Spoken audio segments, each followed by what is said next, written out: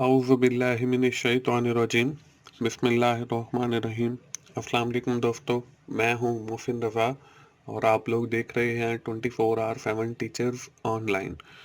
दोस्तों, जो दोस्त मेरी वीडियो पहली बार देख रहे हैं या वो दोस्त जो मेरे चैनल पर न्यू हैं, वो जल्दी से मेरा चैनल सब्सक्राइब कर लें और साथ ही बेल के आइकन पर भी क्लिक कर लें ताकि मेरी हर आने वाली वीडियो, मेरा हर आने वाला लेक्चर आप लोगों तक पहुंच सके और आप उससे सीख सकें। दोस्तों, क्लास चल रही है हमारी जावास्क्रिप्ट की और आज उस सीरीज़ का हमारा दूसरा लेक्चर है। दोस्तों, आज की क्लास का जो हमारा टॉपिक है वो है ऑब्जेक्ट, प्रॉपर्टी एंड मेथड। आज की क्लास में हम देखेंगे कि जावास्क्रिप्ट के अंदर ऑब्जेक्ट क्या होते हैं, प्रॉपर्टीज क्या होती हैं और मेथड्स क्या होते हैं। आज की क्लास शुरू करने से पहले दोस्तों क्विकली मैं समराइज कर लेता हूं, जल्दी से हम देख लेते हैं कि हमने पिछली क्लास के अंदर क्या चीज़ें कवर अप की थी। दोस्तों, पिछली क्लास, पहली क्लास के अंदर हम लोगों ने ये देखा था कि जावास्क्रिप्ट बेसिकली होती क्या है और ये किस मकसद के लिए यूज़ करते हैं हम लोग, और क्यों हम जावास्क्रिप्ट को ही यूज़ करते हैं और क्यों जावास्क्रिप्ट के बारे में हम पढ़ते हैं। दोस्तों, मैंने आपको बताया था कि जावास्क्रिप्ट बेसिकली वेब ब्राउज़र की लैंग्वेज है।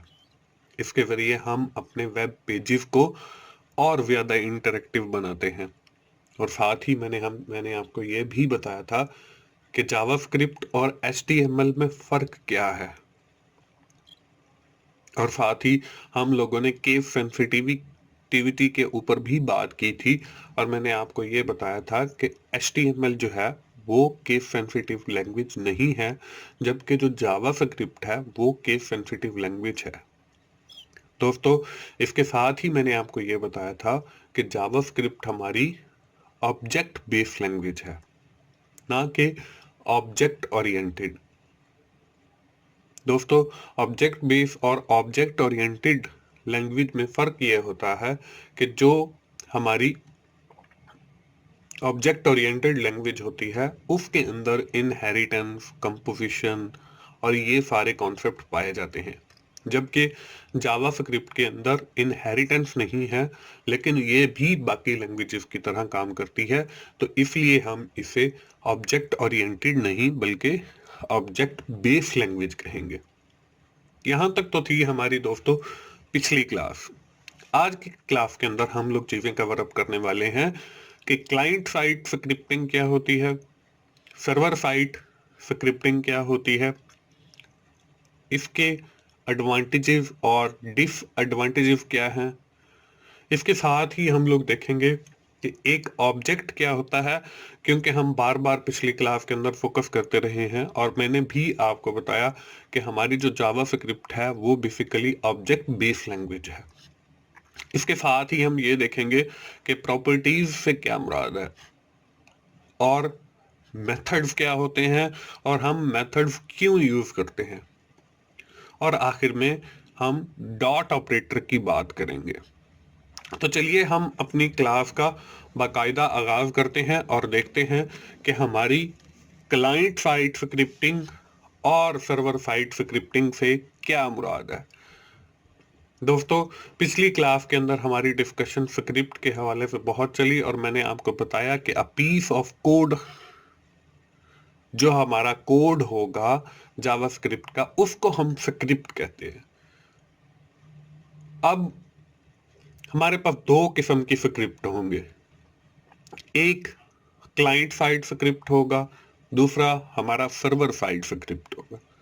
अब क्लाइंट साइड स्क्रिप्ट में और सर्वर साइड स्क्रिप्ट में फर्क क्या है वो मैं आप लोगों से शेयर करने लगा हूं।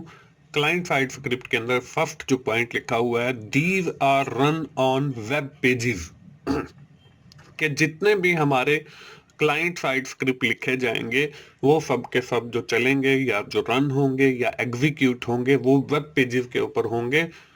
अगर आपने वेब पेजेस के हवाले से मेरा HTML का कोर्स नहीं पढ़ा है तो आप सबसे पहले जाइए और मेरा जो HTML का कोर्स है उसको देखिए, उसको पढ़िए, ताकि आपको वेब पेजेस के बारे में बेहतर पता हो और आपको वेब पेजेस बनाने भी आते हो, क्योंकि हम जावास्क्रिप्ट जो है उन्हीं वेब पेजेस को मोर इंटरेक्टिव बनाने के लिए यूज कर रहे हैं। तो हम बात कर रहे हैं जी क्लाइंट साइड स्क्रिप्टिंग की, और हमने ये कहा कि ये जो हमारे स्क्रिप्ट होंगे ये हमारे वेब पेजेस के ऊपर रन होंगे, ये हमारे वेब पेजेस के ऊपर एग्जीक्यूट होंगे। लेकिन अगर हम सर्वर साइड स्क्रिप्टिंग की बात करते हैं तो ये जो स्क्रिप्ट होंगे these are run on server, कि ये उस कंप्यूटर पर रन नहीं होंगे जिस पर यूजर काम कर रहा है, बल्कि ये किसी एक और कंप्यूटर के ऊपर रन होंगे। उसके बाद जो उनकी फंक्शनैलिटी है वो सिर्फ यूजर देख सकेगा।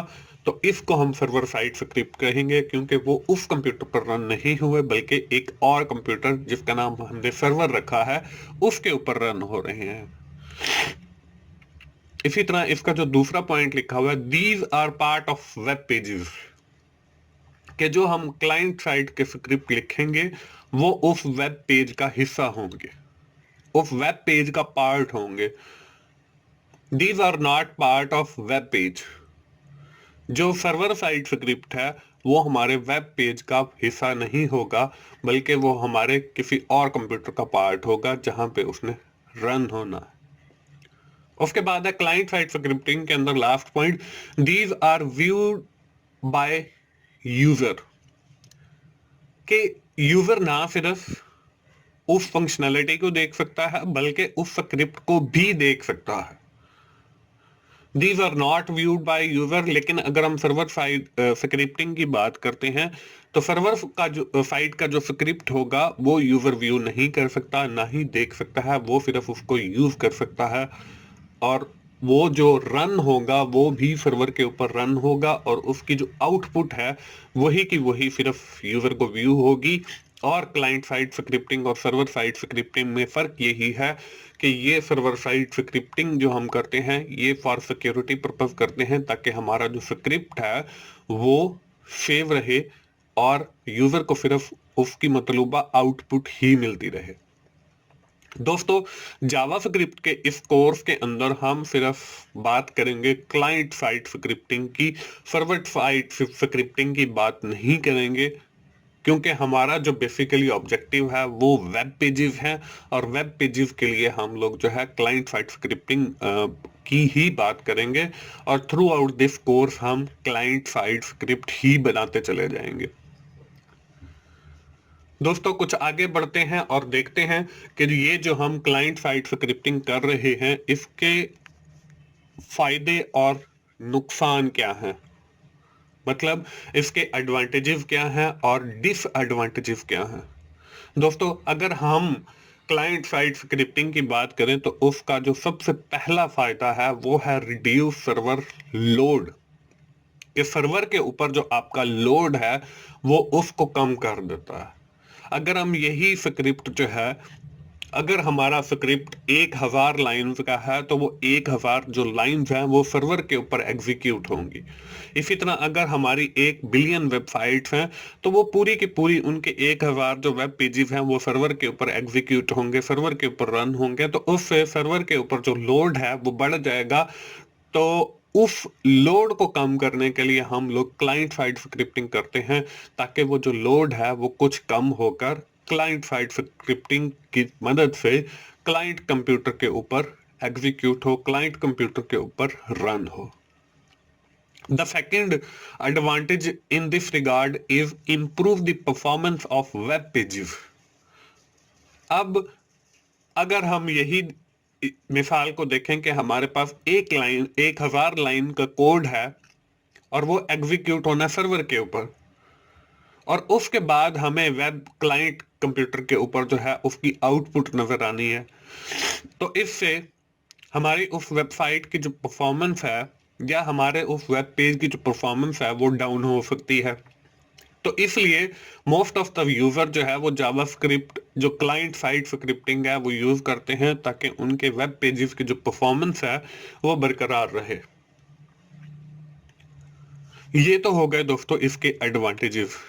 इसी तरह मैं 2 डिसएडवांटेजेस भी आपसे शेयर कर देता हूं, कि अगर हम क्लाइंट साइड स्क्रिप्टिंग यूज करते हैं तो उसके दो नुकसान क्या है। इसमें जो फर्स्ट वन है वो है every script does not support every browser. कि हम जो भी जावास्क्रिप्ट का कोड लिखते हैं वो जरूरी नहीं है कि हमारे हर ब्राउजर को सपोर्ट करे। अब ब्राउजर क्या है दोस्तों, हमारे सामने जो इंटरनेट एक्सप्लोरर है ये भी एक ब्राउजर है, हमारे सामने ओपरा है ये भी एक ब्राउजर है, हमारे सामने गूगल क्रोम का एक ब्राउजर है ये भी एक ब्राउजर है। तो जरूरी नहीं है कि हमने जो जावास्क्रिप्ट का कोड लिखा है वो हर ब्राउजर के अंदर, सफारी है ये भी एक ब्राउजर है, हर ब्राउजर के अंदर वो कंपैटिबल हो और उसकी आउटपुट जो है सेम वही हो जो एक ब्राउजर के अंदर आ रही है। तो ये इसका एक सबसे बड़ा डिसएडवांटेज है। तो मोस्ट ऑफ द यूजर जो है वो इस चीज की प्रैक्टिस करते हैं कि वो जो जावास्क्रिप्ट का कोड लिखें वो हर ब्राउजर के साथ कंपैटिबल हो, हर ब्राउजर के ऊपर उसकी जो आउटपुट है वो सेम आनी चाहिए। इसी तरह अगर हम उसके सेकंड डिसएडवांटेजेस की बात करें तो उसमें जो है सेकंड डिसएडवांटेज वो ये है, it increase the workload on traffic. कि अगर हमारा नेटवर्क है और हमारे सारे कंप्यूटर जो है उससे कनेक्टेड हैं तो हमारे नेटवर्क के ऊपर जो है उस स्क्रिप्ट की वजह से वर्कलोड जो है वो बढ़ सकता है। तो दोस्तों ये हैं इसके एडवांटेजेस और डिसएडवांटेजेस अगर हम क्लाइंट साइड स्क्रिप्टिंग यूज करते हैं। तो हमने जो है सिर्फ एडवांटेजेस को फोकस करना है क्योंकि हम थ्रू आउट द कोर्स जो है वो क्लाइंट साइड स्क्रिप्टिंग यूज करने वाले हैं और हमने इन डिसएडवांटेजेस को भी कोशिश करनी है एलिमिनेट करने की कि हम ऐसे प्रोग्राम लिखें या ऐसे स्क्रिप्ट लिखें जो हमारे हर ब्राउजर के साथ कंपैटिबल हों और मिनिमम कोड लिखें ताकि हमारा जो नेटवर्क के ऊपर वर्कलोड है वो कम से कम हो। दोस्तों अगली स्क्रीन के ऊपर आज का जो आपको टॉपिक नजर आ रहा है वो है ऑब्जेक्ट। अब ऑब्जेक्ट क्या होता है? हर वो चीज जिसका कोई ना कोई नाम हो वो ऑब्जेक्ट है। जैसे मोबाइल, अब मोबाइल बेसिकली एक ऑब्जेक्ट है, कार ऑब्जेक्ट है, बुक ऑब्जेक्ट है, कंप्यूटर ऑब्जेक्ट है। तो हम कह सकते हैं कि हर चीज जिसका कोई ना कोई नाम होगा वो ऑब्जेक्ट है। ऑब्जेक्ट की डेफिनेशन भी आप लोगों को स्क्रीन के ऊपर नजर आ रही है, अ named collection of properties and methods. के कलेक्शन ऑफ प्रॉपर्टीज और मेथड ये आपका ऑब्जेक्ट है। प्रॉपर्टीज और मेथड के हम जो है अभी अगली स्लाइड के ऊपर बात करने वाले हैं। तो फॉर द टाइम बीइंग आप सिर्फ इनको ये याद रखें कि कलेक्शन ऑफ के बहुत सारी कलेक्शन जो है प्रॉपर्टीज की और मेथड्स की वो ऑब्जेक्ट होते हैं। अगर हम सिंपली बात करें तो object everything that have named is called object, के वो ऑब्जेक्ट है। कई बार जो है हम ये भी कहते हैं कि collection of data and instruction वो भी ऑब्जेक्ट हैं। अगर हम कंप्यूटर साइंस की बात कर रहे हैं, अगर हम कंप्यूटर साइंस की बात कर रहे हैं तो हम ये भी कहते हैं कि collection of state and behaviour वो भी ऑब्जेक्ट हैं। अब ऑब्जेक्ट के लिए जरूरी है कि उसका कोई ना कोई नाम हो। तो यहां पे एक लाइन आपको लिखी हुई नजर आ रही है, every object must have name property, कि उसका कोई ना कोई नाम होना चाहिए। जैसे मैंने आपको मोबाइल की एग्जांपल दी, कंप्यूटर की दी, माउस की दी, तो ये सारे ऑब्जेक्ट हैं और इनके नाम हैं। इसी तरह अगर हम ऑब्जेक्ट की एग्जांपल को देखें अपनी रियल लाइफ के अंदर तो इसमें देखें कार है, मोटरसाइकिल है, मोबाइल है, किताब है, कंप्यूटर है, ये सारी जो चीजें हैं ये हमारी सारी की सारी ऑब्जेक्ट है। अगर हम कंप्यूटर साइंस की बात करते हैं तो कंप्यूटर साइंस के अंदर हमारा जो बेसिकली कोर्स चल रहा है वो वेब पेजेस का चल रहा है। वेब पेजेस के अंदर हमारे पास जो विंडो है वो भी एक ऑब्जेक्ट है। इसी तरह जो बटन है जिसके ऊपर आप क्लिक करके कहीं पर भी आगे बैकवर्ड जा सकते हैं, फॉरवर्ड जा सकते हैं, ये बटन जो हैं ये भी बेसिकली ऑब्जेक्ट हैं। तो दोस्तों हमारे इस जावास्क्रिप्ट के अंदर हमारा जो वास्ता है वो बहुत ज़्यादा ऑब्जेक्ट्स के साथ पढ़ने वाला है। तो इस फुटेज के ऊपर आपको चाहिए कि आप ऑब्जेक्ट की जो डेफिनेशन है वो अच्छे तरीके से ज़हन नशीन कर लें, ताकि थ्रू आउट द कोर्स जो है बार बार हम इस ऑब्जेक्ट को लेकर ना बैठें। तो ऑब्जेक्ट सिर्फ आप इतना याद रखें कि anything that have named is called object, कि हर वो चीज जिसका हम कोई नाम रख देंगे वो ऑब्जेक्ट होगी। सेकंड स्लाइड के ऊपर आपको नजर आ रहा है जी प्रॉपर्टी, क्योंकि हमने ऑब्जेक्ट की डेफिनेशन के अंदर दो वर्ड्स पढ़े थे, एक properties, collection of properties and methods, कि प्रॉपर्टीज और मेथड। अब प्रॉपर्टी क्या है? Every object has a property. हर जो ऑब्जेक्ट है उसकी कोई ना कोई प्रॉपर्टी होती है, उसकी कोई ना कोई खसूसियत समझ लें, कह तो नहीं सकते लेकिन समझ लें। ऑब्जेक्ट में हैव सिंगल और सेवरल प्रॉपर्टीज। हर जो ऑब्जेक्ट है उसकी कोई एक खसूसियत हो सकती है या उसकी बहुत सारी खसूसियात, बहुत सारी प्रॉपर्टीज हो सकती हैं। और हमने ये भी पढ़ा है कि every object must have one property that is named, कि हर जो ऑब्जेक्ट है उसकी एक प्रॉपर्टी जरूर होनी चाहिए और वो है उसका नाम। जैसे मैंने मोबाइल का कहा, उसकी भी प्रॉपर्टीज हैं, उसका कलर है, ये उसकी प्रॉपर्टी है। कार है, कार का कलर है, ये उसकी प्रॉपर्टी है। तो इसी तरह हर ऑब्जेक्ट की मुख्तलिफ प्रॉपर्टीज हो सकती हैं।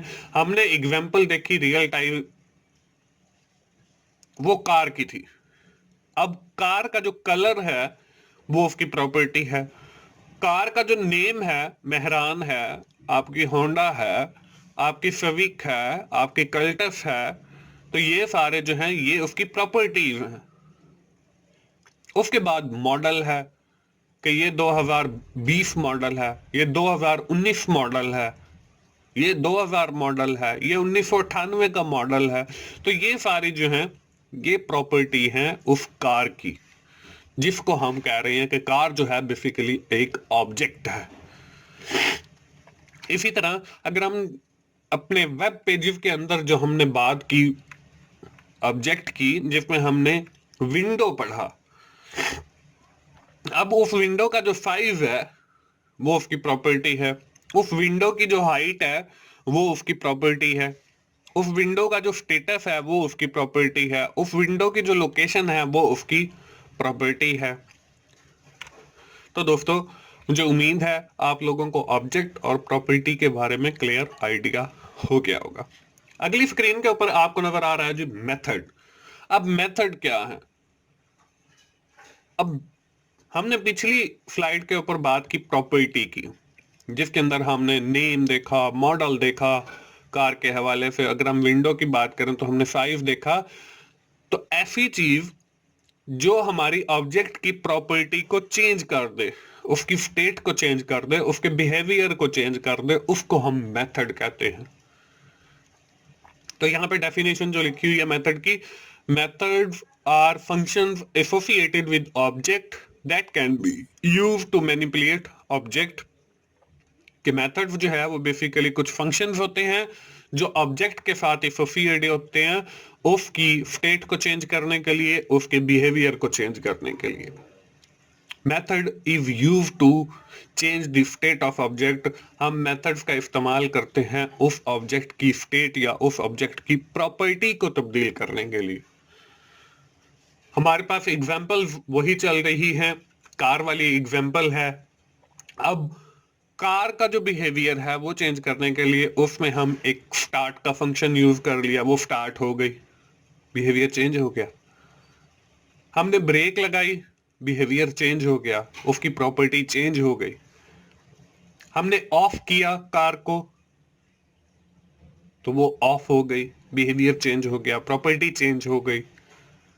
तो ये हमारे मेथड्स की एग्जांपल हैं, हमारे फंक्शंस की एग्जांपल हैं।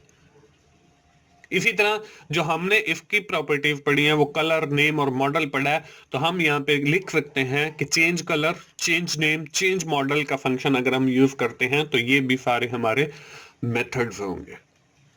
इसी तरह अगर हम अपने वेब पेजेस की एग्जांपल को देखें, उसके अंदर हमारे पास विंडो थी, विंडो के अंदर हाइट, स्टेटस और लोकेशन दिया हुआ है। तो हम चेंज हाइट, चेंज स्टेटस और चेंज लोकेशन भी यूज कर सकते हैं। और यहाँ पे जो आपको मेथड्स नजर आ रहे हैं वो उससे डिफरेंट है।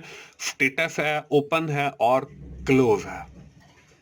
दोस्तों, हमने इन तीनों जो कॉन्सेप्ट हैं, ऑब्जेक्ट है, प्रॉपर्टी है और मेथड है, इनको अच्छे से समझना है, क्योंकि हम जावास्क्रिप्ट के अंदर आगे चल के यही तीनों चीजें यूज करने वाले हैं और बहुत ज्यादा यूज करने वाले हैं।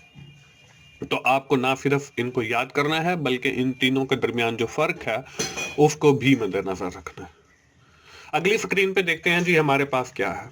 दोस्तों, अगली स्क्रीन के ऊपर आपको एक डॉट ऑपरेटर नजर आ रहा है। अब डॉट ऑपरेटर होता क्या है? Dot operator is use to referring an object to a method. कि हम डॉट ऑपरेटर यूज करते हैं किसी भी मेथड को ऑब्जेक्ट की तरफ रेफर करने के लिए। दोस्तों, हमने ऑब्जेक्ट पढ़ा वेब पेजेस के अंदर विंडो। अब उसका जो हमारा मेथड है वो चेंज हाइट है, चेंज स्टेटस है, या स्टेटस है, या ओपन है, या क्लोज है, या चेंज लोकेशन है। इसको अगर हम रेफर करने चाहते हैं अपने ऑब्जेक्ट की तरफ, विंडो की तरफ, इन मेथड्स को, तो उसके लिए हम डॉट ऑपरेटर यूज करेंगे। तो वो कैसे यूज करेंगे? हम सबसे पहले लिखेंगे ऑब्जेक्ट का नाम। ऑब्जेक्ट का नाम देखें, इसके अंदर आपको नजर आ रहा है विंडो। उसके बाद मेथड का नाम। मेथड का नाम देखें, हम कहते हैं कि जी चेंज हाइट। उसके अंदर आर्ग्यूमेंट लिखेंगे अगर कोई है तो यहां पे स्क्रीन के ऊपर आपको नजर आ रहा है विंडो डॉट स्टेटस। अब देखिए, फर्स्ट वाला जो है वो ऑब्जेक्ट का नाम है और सेकंड पार्ट जो है वो मेथड का नेम है। हम मेथड को रेफर कर रहे हैं उस अपने ऑब्जेक्ट विंडो की तरफ और उसके अंदर हमने यूज किया है डॉट का ऑपरेटर, जो सेंटर में आपको नजर आ रहा है, ये वाला। इसी तरह अगर हम अपनी रियल लाइफ एग्जांपल जो हमने कार की ली थी, कार में देखें कार डॉट चेंज कलर। हम चेंज कलर को रेफर कर रहे हैं ऑब्जेक्ट की तरफ, कार की तरफ, और दरमियान के अंदर हमने यूज किया हुआ है डॉट ऑपरेटर। यहां पे मैंने स्टार्ट का फंक्शन, स्टार्ट का मेथड रेफर कर रहा हूं। तो अब कोई भी मेथड जो है अगर हमने ऑब्जेक्ट की तरफ रेफर करना हो तो हम उस ऑब्जेक्ट का नाम पहले लिखते हैं और फिर उसके बाद हम उस मेथड या उस फंक्शन का नाम लिखते हैं जो हमने ऑब्जेक्ट की तरफ रेफर करना हो। दोस्तों, आज की क्लास जो है हम यहीं पे खत्म करेंगे और अगली क्लास के अंदर जो है मैं इसी से रिलेटेड आपको एक एग्जाम्पल लाइव करके दिखाऊंगा और साथ ही आपको एक एक्सरसाइज भी दूंगा ताकि मुझे भी पता चले कि आप जावास्क्रिप्ट जो है वो अच्छे से सीख रहे हैं और आपको समझ आ रही है। हम ऑब्जेक्ट, मेथड और प्रॉपर्टीज के हवाले से आइंदा आने वाली क्लास 3 के अंदर जो है हम उसकी एक रियल टाइम एग्जांपल करेंगे और लाइव में आपको वो जावास्क्रिप्ट का कोड भी करके दिखाऊंगा और फिर with the help of method and by using the dot operator में आप उस ऑब्जेक्ट की स्टेट या उस ऑब्जेक्ट की प्रॉपर्टी या उस ऑब्जेक्ट के बिहेवियर को तब्दील करके दिखाऊंगा। दोस्तों, मुझे उम्मीद है आज की क्लास से आपने काफी फायदा, काफी सारी चीजें सीखी हैं। हम जल्दी से समराइज कर लेते हैं कि आज की क्लास में हमने क्या चीजें पढ़ी हैं। दोस्तों, आज की क्लास में हमने अपनी बात शुरू की थी जहां हमने पिछली क्लास के अंदर खत्म की थी स्क्रिप्टिंग के ऊपर। हमने क्लाइंट साइड स्क्रिप्टिंग के हवाले से देखा और सर्वर साइड स्क्रिप्टिंग के हवाले से देखा। इसके साथ ही हमने क्लाइंट साइड स्क्रिप्टिंग के एडवांटेजेस और डिसएडवांटेजेस की बात की। हमने बात की ऑब्जेक्ट, प्रॉपर्टीज और मेथड्स की, और हमने ये भी देखा कि अगर हमने किसी मेथड को रेफर करना हो ऑब्जेक्ट की तरफ तो उसके लिए हम डॉट ऑपरेटर यूज करते हैं। और अगली आइंदा आने वाली क्लास के अंदर मैं ऑब्जेक्ट, प्रॉपर्टीज, मेथड और डॉट ऑपरेटर को यूज करके आपको एक लाइव एग्जांपल भी दिखाऊंगा और उसके साथ एक एक्सरसाइज भी दूंगा। दोस्तों, मुझे उम्मीद है आपको जावास्क्रिप्ट की समझ आ रही होगी। अगर आपको जावास्क्रिप्ट की समझ आ रही है और मेरे लेक्चर अच्छे लग रहे हैं तो दोस्तों अपने दोस्तों से शेयर कीजिए, मेरे चैनल की वीडियोस को अपने दोस्तों से शेयर कीजिए ताकि वो भी जावास्क्रिप्ट सीख सकें। और दोस्तों, मुफिन भाई को इजाज़त दीजिए। थैंक यू वेरी मच दोस्तों। अल्लाह हाफिज़।